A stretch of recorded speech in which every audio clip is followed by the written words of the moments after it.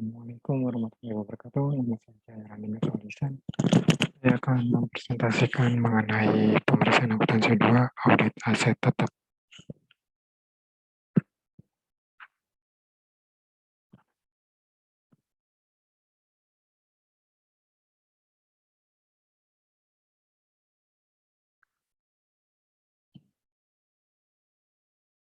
Yang pertama ada definisi aset. Menurut PSAK nomor 16 revisi tahun 2011, aset adalah semua kekayaan yang mempunyai oleh individu ataupun kelompok yang berwujud maupun tidak berwujud yang memiliki nilai akan memiliki manfaat bagi setiap orang atau perusahaan. Sedangkan menurut Ikatan Akuntansi Indonesia, aset adalah sebagai sumber daya yang dikuasai oleh perusahaan sebagai akibat dari kejadian terjadi pada masa lalu dan asal muasal datangnya manfaat ekonomi masa depan yang diharapkan memiliki manfaat bagi perusahaan. Jadi di sini artinya dimiliki itu digunakan dalam produksi atau penyediaan barang atau jasa untuk direntalkan bahwa kepada pihak lain atau untuk tujuan administrasi sebuah perusahaan dan diharapkan untuk digunakan tidak sekali melainkan selama lebih dari satu periode. Istilah memiliki berarti dikaitkan dengan kepemilikan atau hak secara hukum. Istilah kendali di sini lebih sering dikaitkan dengan hak untuk mengatur akses dan penggunaan. Hal ini mengacu bahwa entitas memiliki hak legal untuk menerima manfaat. Sebagai contoh, operating lease penyewa tidak memiliki aset secara legal, namun penyewa memiliki hak legal untuk menerima manfaat atau layanan dari aset. Di sini, jika menurut IFRS tahun 2008, aset adalah an asset is a resource controlled by the enterprise as a result of past event and from which future economic benefits are expected for to the enterprise. Sebuah aset adalah sumber daya yang dikontrol oleh perusahaan sebagai hasil kejadian masa lalu yang dimana diharapkan memiliki manfaat ekonomi di masa depan bagi perusahaan.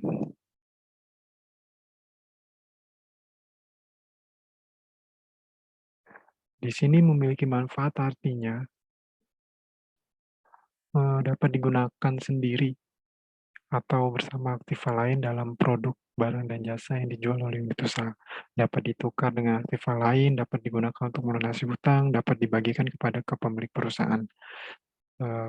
Artinya apabila terjadi peristiwa atau transaksi lain yang menyebabkan suatu entitas memiliki hak atau pengendalian terhadap manfaat dari aset tersebut.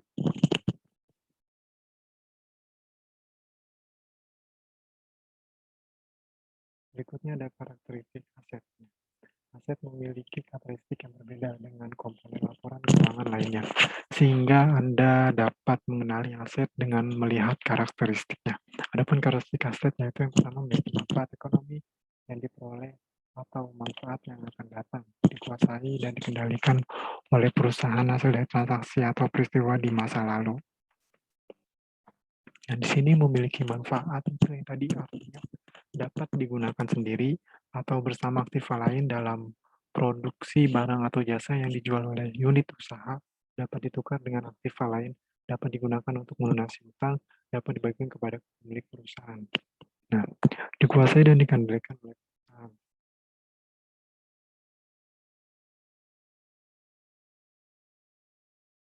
Terus ketiga ada hasil dari transaksi atau peristiwa di masa lalu, yang artinya itu apabila terjadi peristiwa atau transaksi lain yang menyebabkan suatu entitas memiliki hak atau pengendalian terhadap manfaat dan aset tersebut. Berikutnya ada jenis-jenis aset. Pada dasarnya aset digolongkan menjadi dua, yaitu yang pertama aset lancar dan aset tidak lancar. Aset lancar merupakan jenis aktiva yang paling liquid, maksudnya aset tersebut paling cepat dan mudah untuk dikonversi menjadi uang tunai. Aset lancar memiliki siklus atau perputaran dan manfaat yang singkat. Umumnya, jangka waktu perputaran aset lancar selama 1 tahun atau dalam satu siklus norma perusahaan. Contohnya apa? Ada kas, piutang usaha, wesel tagih, persediaan, perlengkapan, investasi jangka pendek, beban dibayar di muka, dan penghasilan yang masih akan diterima. Berikutnya ada aset tidak lancar. Ini merupakan aset yang memiliki siklus dan masa manfaat lebih dari 1 tahun. Aset tidak lancar dibagi menjadi 3 bagian, yaitu yang pertama ada aset tetap. Aset tetap atau aktiva berwujud adalah aset yang memiliki wujud atau bentuk secara fisik. Aset tetap dan digunakan oleh perusahaan untuk kegiatan produksi barang atau jasa. Aset tidak berwujud. Aset tidak berwujud merupakan aktivitas yang tidak nampak atau tidak terlihat secara fisik, tetapi memiliki nilai dan manfaat bagi perusahaan. Contohnya apa? Ada goodwill, hak paten, hak cipta, hak guna bangunan, dan hak sewa.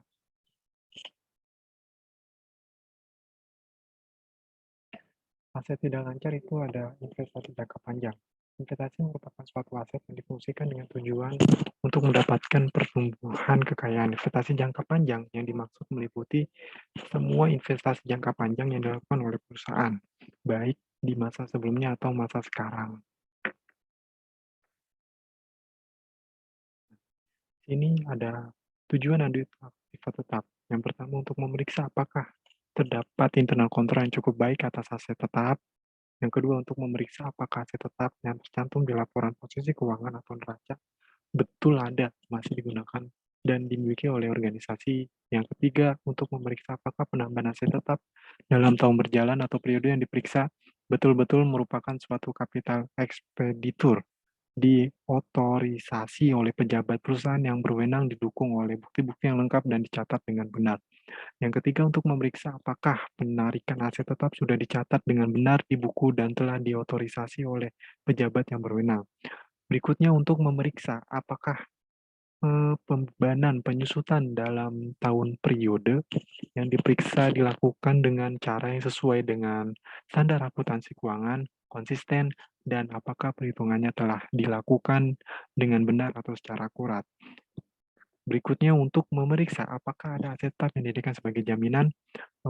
Berikutnya untuk memeriksa apakah penyajian aset tetap dalam laporan keuangan sesuai dengan standar keuangan yang berlaku. Berikutnya ada klasifikasi aset tetap. Klasifikasi aset tetap yaitu ada tanah, bangunan, mesin, kendaraan, peralatan pabrik, peralatan kantor, komputer dan jaringan, construction in progress, dan lain-lain. Nah, berikutnya ada aset manajemen aset tetap. Yang pertama ada eksistensi atau keberadaan. Jadi di sini tuh saldo akun aset yang tercatat memang benar ada keberadaannya sesuai dengan catatan aset tetap dan visi. Kelengkapan. Nah, gunanya adalah apakah aset yang dimiliki benar adanya dan dimiliki kelengkapan baik fisik maupun surat kepemilikan.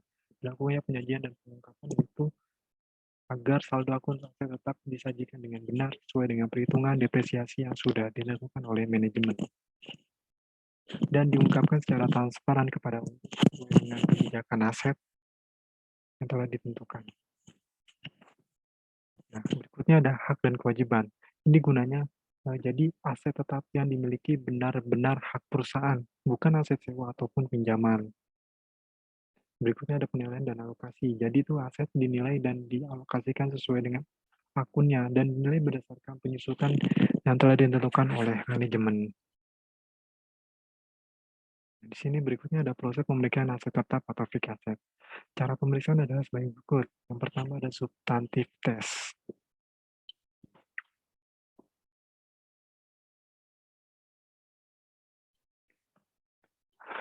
Tujuan pengujian substantif itu memperoleh keyakinan tentang keandalan catatan akuntansi dengan aset tetap.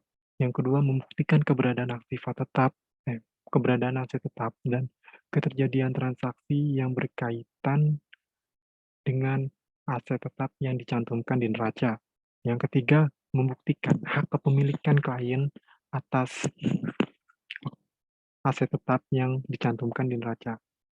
Keempat, ada agar bisa membuktikan kewajaran penilaian aset tetap yang dicantumkan di neraca. Terus berikutnya membuktikan kewajaran penyajian dan pengungkapan aktiva tetap di neraca. Yang kedua adalah test of control. Nah, kenapa dilakukan test of control? Hasil dari test control ini menentukan apakah detail of balance perlu diperbanyak atau tidak. Di dalam test of control, auditor dapat melihat apakah inherent risk dapat turun atau malah tidak. Nah, berikutnya ada double testing, atau pengujian berganda stok dan SBT jadi satu pengujian. Tes ini berfokus pada saldo akhir yang ada pada buku besar. Nah, berikutnya adalah tes detail balance. Yang berikutnya adalah forcing and tracing. Nah, forcing digunakan untuk menguji asersi keberadaan atau kejadian yang tadi, yaitu transaksi nilai yang dilaporkan memang benar-benar terjadi atau jadi benar nggak tuh aset ternilai sebesar sekian juta atau sekian miliar, maka diceklah fisiknya dan dinilai jumlah taksiran nominal aset. Berikutnya ada tracing. Jadi tracing ini digunakan untuk menguji asersi kelengkapan.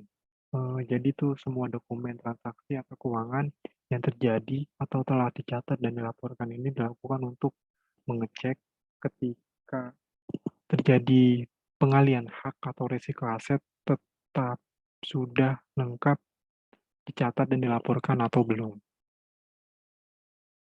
Berikutnya ada validation transaksi. Nah,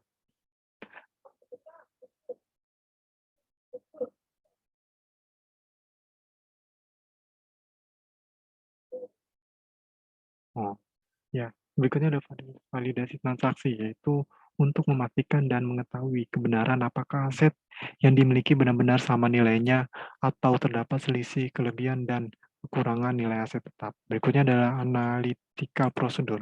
Jadi prosedur analitik ini akan mengarahkan perhatian ke bidang-bidang risiko yang meningkat dan jaminan yang diperoleh dari prosedur analitik yang efektif akan mengurangi jumlah jaminan yang diperlukan dari pengajuan lain.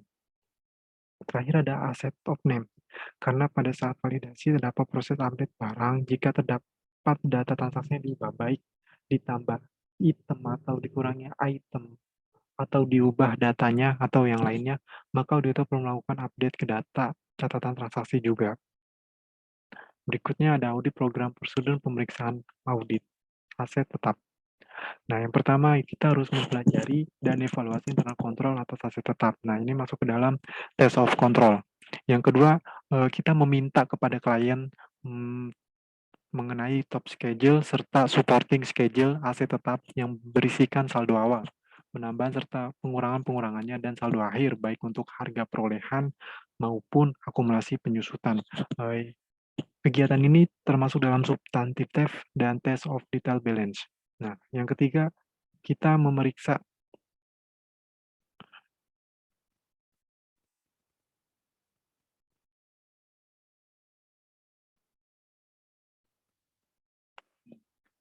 kita memeriksa footing dan cross footingnya dan cocokkan totalnya dengan general ledger atau sub ledger saldo awal dengan working paper tahun lalu. Nah, ini masuknya ke substantif test dan test of detail balance.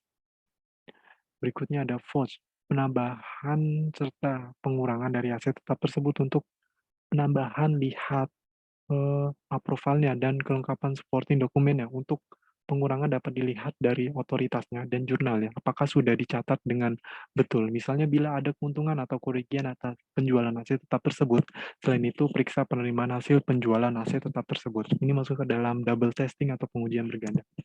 Berikutnya, periksa fisik dari aset tetap tersebut dengan cara tes basis dan periksa kondisi dan nomor kode dari aset tetap. Nah, ini masuknya ke dalam test of control atau asset of name. Yang kelima itu periksa bukti kepemilikan aset tetap tersebut untuk tanah, gedung, periksa sertifikat tanah dan IMB izin mendirikan bangunan serta SIPB atau surat izin penempatan bangunan. Untuk kendaraan periksalah BPKB, STNK-nya dan beserta cek fisik aset tetap. Nah, ini masuk dalam test of control dan asset of name. Yang keenam, buat analisis tentang perkiraan repair dan maintenance sehingga kita dapat mengetahui apakah ada pengeluaran yang seharusnya masuk dalam kelompok capital expenditure tetapi dicatat sebagai revenue expenditure. Nah, ini masukkan ke dalam prosedur analitis. Nah, yang berikutnya yang ketujuh, periksa apakah aset tetap tersebut sudah diasuransikan dan apakah insurance coverage-nya cukup atau tidak. Nah, ini masuknya dalam validation transaction. Yang kedelapan, tes perhitungan penyusutan atau depresiasi. Cross-reference akan penyusutan dengan biaya penyusutan diperkirakan dengan laba rugi dan periksa alokasi distribusi biaya penyusutan atau prosedur analitik. Ini masuknya ke dalam prosedur analitik dan substantif test. Kesembilan atau berikutnya, periksa notulen rapat, perjanjian kredit, jawaban konfirmasi dari bank untuk memeriksa apakah ada aset tetap, jadikan sebagai jaminan atau tidak. Dan jika ada, maka hal ini perlu diungkapkan dalam catatan atas laporan keuangan. Nah, ini masuknya ke dalam validasi transaksi. Nah, yang ke-10, periksa apakah ada komitmen yang dibuat oleh perusahaan untuk membeli atau menjual aset tetap. Ini masuknya ke dalam validation transaction. Yang ke-11, untuk konstruksi dalam proses, kita periksa penambahannya dan apakah ada konstruksi bangunan dalam proses construction in progress yang harus ditransfer ke aset tetap. Nah, ini masuk ke dalam substantive test of retail balance. Nah, berikutnya, jika ada aset tetap yang diperoleh melalui leasing, periksa lease agreement dan periksa apakah accounting treatment-nya sudah sesuai dengan standar akuntansi leasing. Nah, ini masuk ke dalam validation transaksi. Berikutnya, periksa atau tanyakan apakah ada aset tetap yang dijadikan agunan kredit di bank. Nah, ini masuknya ke dalam validation transaksi. Periksa penyajiannya dalam laporan keuangan apakah sesuai dengan standar akuntansi keuangan di Indonesia, SAK, ETAP, atau IFRS. Nah, ini masuk ke dalam validation transaksi dan substantive test dan test of detail balance. Sekian, terima kasih. Presentasi ini untuk memenuhi tugas ke-14 pemeriksaan akuntansi 2. Sekian dari saya. Wassalamualaikum warahmatullahi wabarakatuh.